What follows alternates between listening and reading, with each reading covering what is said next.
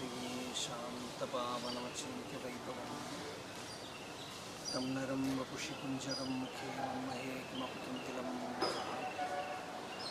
गुरुर्ब्रह्मा गुरुर्विष्णुः गुरुर्देवो महेश्वरः गुरुः साक्षात् परं ब्रह्म तस्मै श्रीगुरवे नमः। ईश्वरो गुरुरात्मेति मूर्तिभेदविभागिने व्योमवद्व्याप्तदेहाय दक्षिणामूर्तये नमः। यस्यान्तन्नादिमध्यं न हि करचरणं नाम गोत्रं न सूत्रं नो जातिर्नैव वर्णा न भवति पुरुषो न नपुंसं न च स्त्री नाकारं नो विकारं न हि जनिमरणं नास्ति पुण्यं न पापं तत्त्वं नो तत्त्वमेकं सहजसमरसं सद्गुरुं तं नमामि। सदाशिवसमारम्भां शङ्कराचार्यमध्यमाम् अस्मदाचार्यपर्यन्तां वन्दे गुरुपरम्पराम्।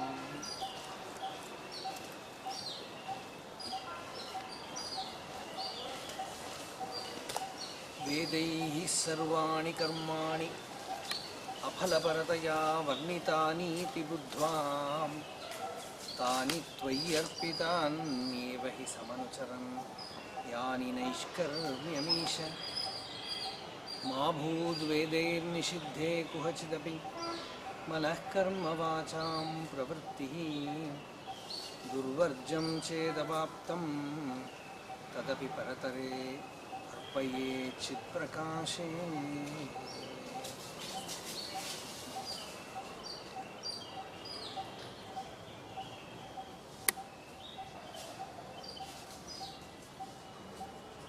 Today what we call India is known as Bharatavarsha. That name this country received from a great sage. His name is Bharata. So before that, this country was called as Ajanabhavarsha.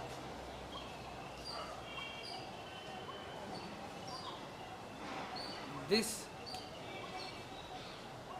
Bharatavarsha or India, with the geographical boundary of Himalaya and the ocean, Uttaram yat samudrasya हिमाद्रेश्चैव दक्षिणं तद्देशं भारतं प्रोक्तं भारती यत्र सन्ततिः. One of the ancient most texts, Vishnu Purana, by Parashara. The sage Parashara defines what is Bharata. He says, to the north of ocean, that is Kanyakumari, and to the south of Himalayas, Uttaram yat samudrasya himadreshaiva dakshinam, and that piece of land is Bharatam, and the culture there that flourishes there, what we call as samskara, bharati yatra santati. So what is the culture that we have between these Himalayas and the ocean? Setu Samudra, we call it as Setu Samudra. From Rameshwara to Kashmir, or from Kanyakumari to Kashmir. There, from time immemorial, we have been maintaining, protecting a Vedic culture. That is, a person is conceived and born and grows and dies according to the prescribed culture of Vedas. So such a person is called Arya. Arya today, it is one of the most misused, abused word. The moment you say Arya, people take it as a racial name. But it has occurred 36 times in Rigveda, not even in a single place. It has the meaning of a race. Arya means a person who lives according to the Vedic tradition. This is the definition. So, this Bharata Desha, this India today, is called as Aryavarta.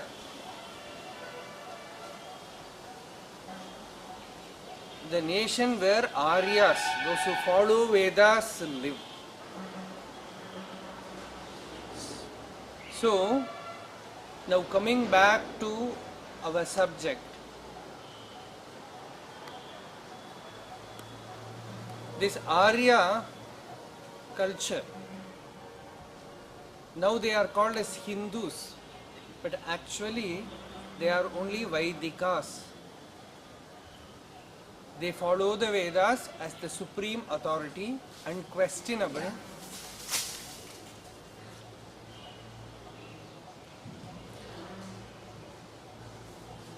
Vedaha Pramanam, we say Vedas are the supreme authorities.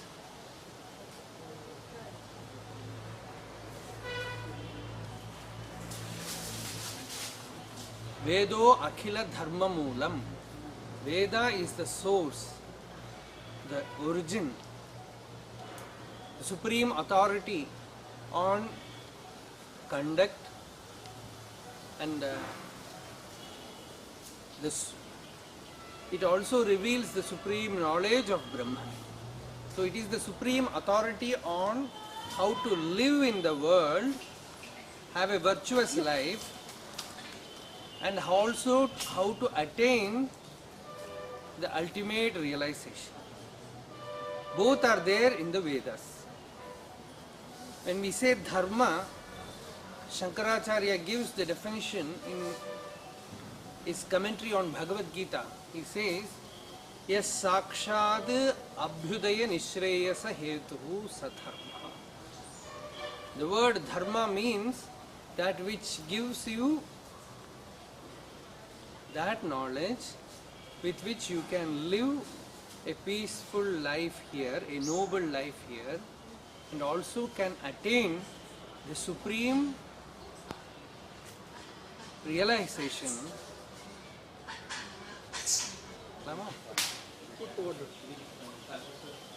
Dvividho hi vedokto dharmaha pravritti lakshano nivritti lakshanasya.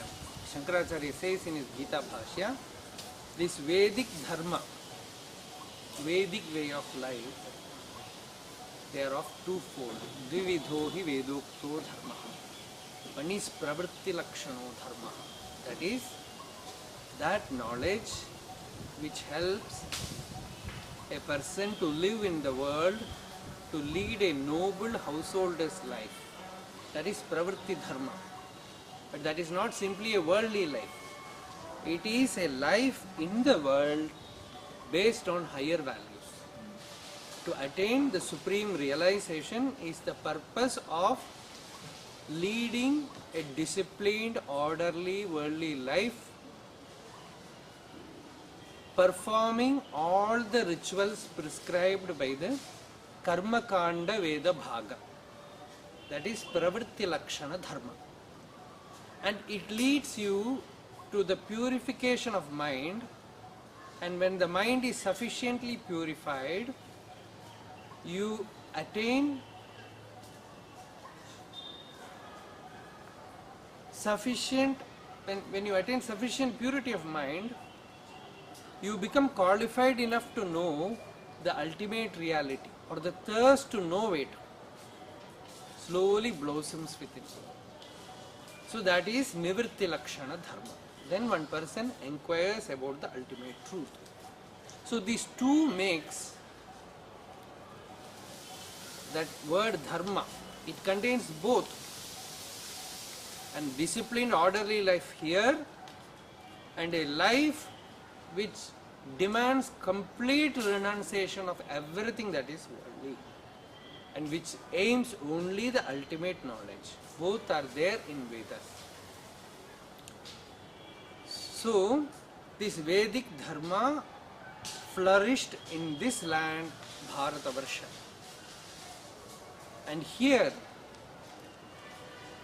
we are now sitting in Ramanashramam. Behind us is Arunachala, the ancient most sacred mountain. According to our tradition, it is Shiva himself. Bhagavan Ramana Maharshi says, as you identify with a physical body, so too Lord Shiva identifies with this mountain. And in one of his famous work, Aksharamana Malai, Maharshi says, what is this Arunachala? What does it mean? Bhagavan says, Arunachala is Veda. Veda Purul. He says, Veda Purul Arul Arunachala. Arunachala represents nothing but Vedas. Veda in solid form is this hill. And in another place he says, it is nothing but your own self.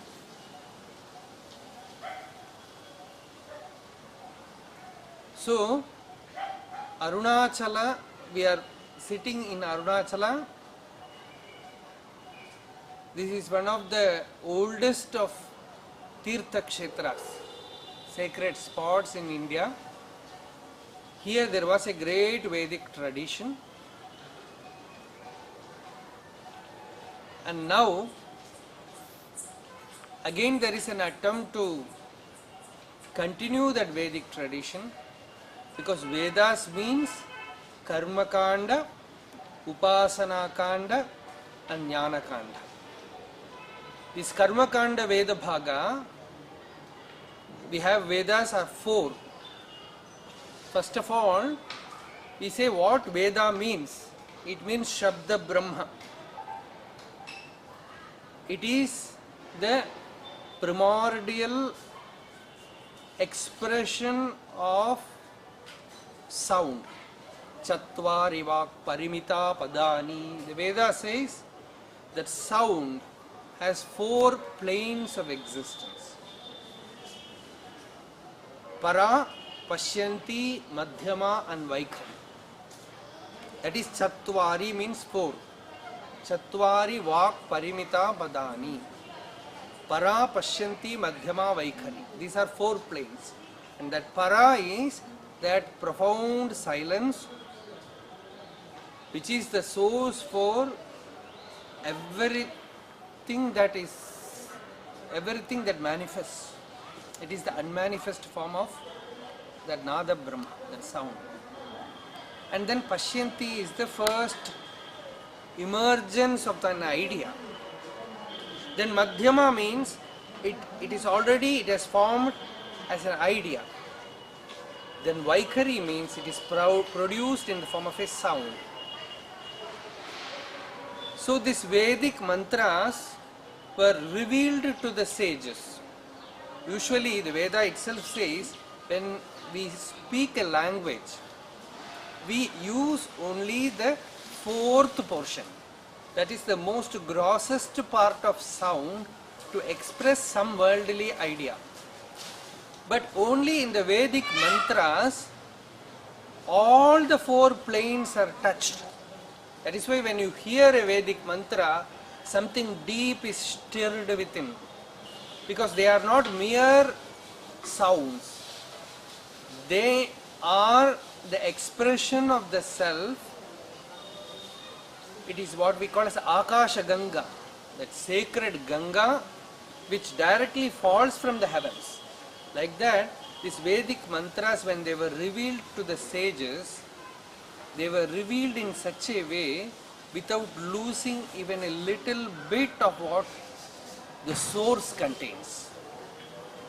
So the entire energy of the source is condensed in the Vedic mantras in sound form. That is something which is inconceivable, because the moment you utter something, that is already a sound, and it loses the depth.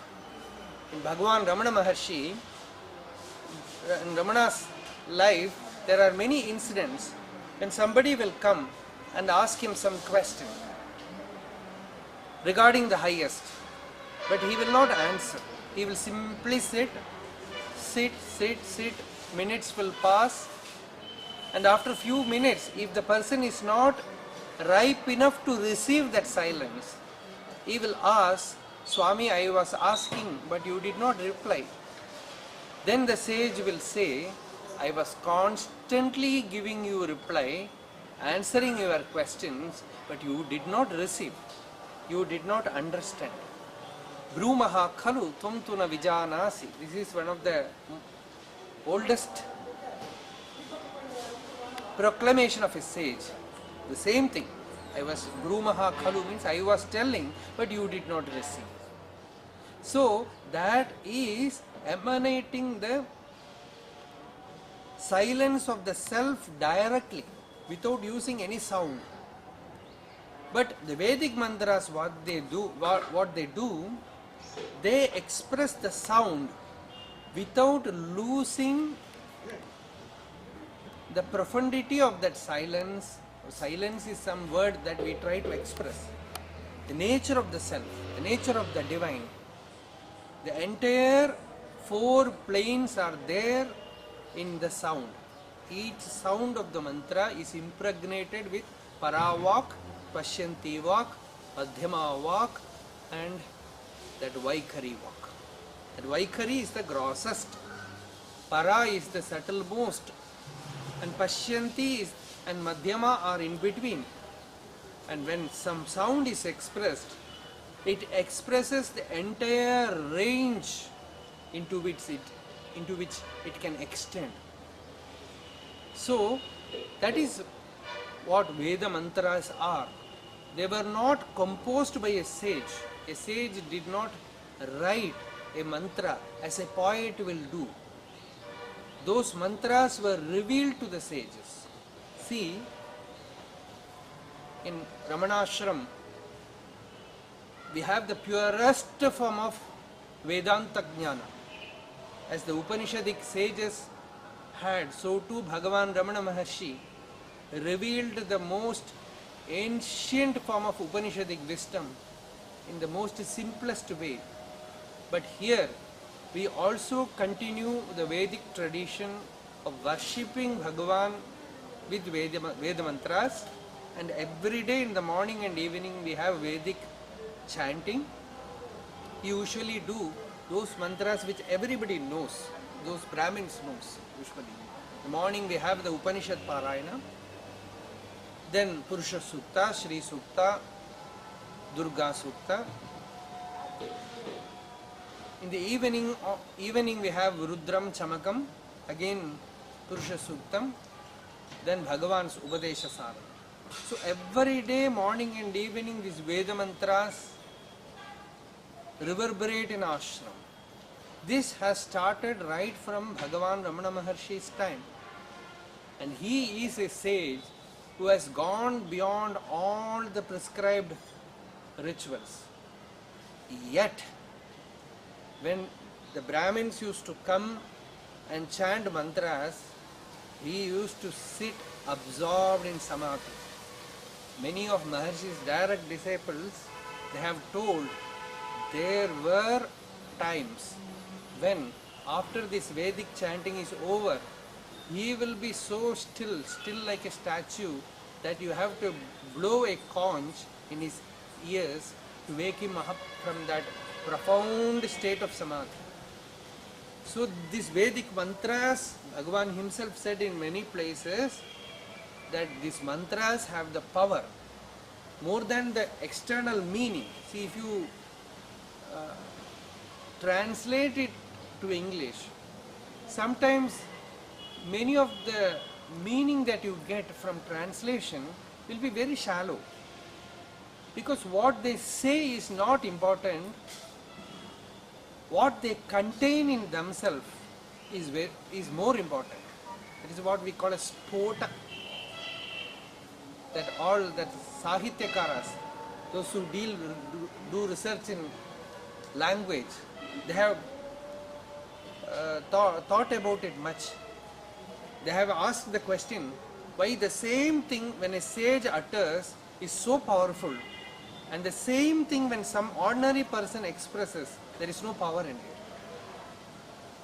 The word of a sage is impregnated with something profound, which the ordinary language of an ordinary person doesn't have. So that these Veda mantras carry that thing in them. So in Ramanashramam, these Vedas will be chanted and Maharshi will every day systematically sit there with so much reverence to that tradition. He will sit erect in absolute stillness, listening to the Vedas every day. He was in such a state where the Upanishads, they themselves declare Vedaha Avedaha Bhavanti. In his state there are no Vedas, there is no world, there is no mind, there is no body, only the absolute pure self exists for him. Yet, when the Vedas were chanted, he will sit erect in silence, in profound silence, listening to it. Because his silence is the originating source of Vedas. One of his disciples, the foremost of his disciples, Kavyakanta Ganapati Muni, he was a great Vedic scholar. He was one of his disciples. Vishwanatha Swami said, when I first met him, I felt I am sitting before a Vedic Rishi. Such an austere person was he. He had did so much tapas, had written many commentaries on Rigveda mantras, and all his Sanskrit verses. Now we have published many volumes of Kavyakanta we have in Ramanashram. You can see that even his ordinary language is almost like Vedic language. So one of his disciples, Devarata, whom all Yajurveda Pundits, they know his name because he has written a preface to Yajurveda Samhita Mantra book. There you can see Devarata, written by Devarata. And he only systematized this Yajurveda Samhita Homa.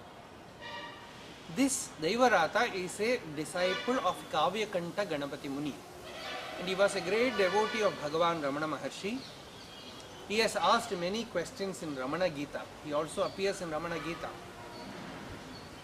He was living with his master Kavyakanta Ganapati Muni in Renukamba temple in Padavedu. There, he was only 16 years old, not at all much affluent in Sanskrit at that time, but was a very austere brahmachari, living with his guru. One day afternoon, by about 2:30, 3 o'clock, suddenly he started uttering something. His master, who was himself an authority on Vedas, suddenly became alert that something spellbinding is taking place. Something profound is happening. He became so alert that he started listening to this boy uttering something, and whatever he uttered, his guru wrote. This continued for 16 days. After that, everything was systematized, corrected, because somewhere some word will be there, another word will not be there. Sometimes the whole hymn will be there, in between there will be blank space. So everything he got corrected, systematized, and wrote a commentary to it. It was also published. I don't know whether it is available now. We have some copies in Ashram library. That book is known as Chando Darshana. Kavyakanta says it is a re-revelation or revelation of the lost Vedic mantras, they just flowed through this boy. He became a channel for those mantras to descend to the world. They were called Chanto Darshana and Daivarata Shakha, because Daivarata had the vision of those mantras that was named in he became the Rishi of those mantras. And Kavyakanta himself wrote commentary to those mantras which were revealed to his disciple.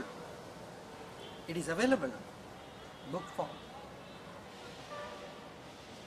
Perhaps traditional people may not completely accept those mantras, but you can see the purity of the tradition there, the profundity of those mantras there. Whether they accept or not, it stands by the authority of Kavyakanta itself. They are mantras. And they were revealed to a modern person, a person who lived about 60, 70 years back. Usually, traditionally, people won't accept, traditional scholars, anything that revealed to somebody is a mantra, because then many will start claiming. That is the reason we will not accept. But there are exceptions. This is an exceptional case where you see that with swara, with the modes, the mantra has appeared so perfectly. This is how those mantras came to the sages.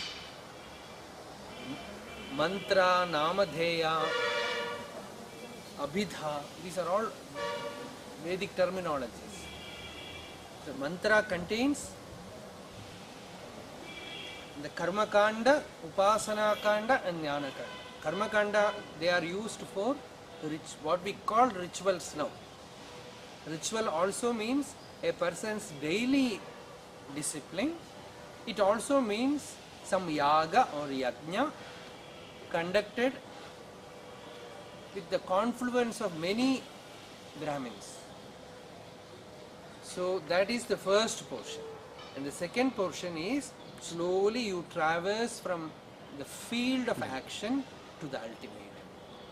And that is Upasana. And the ultimate is Jnana.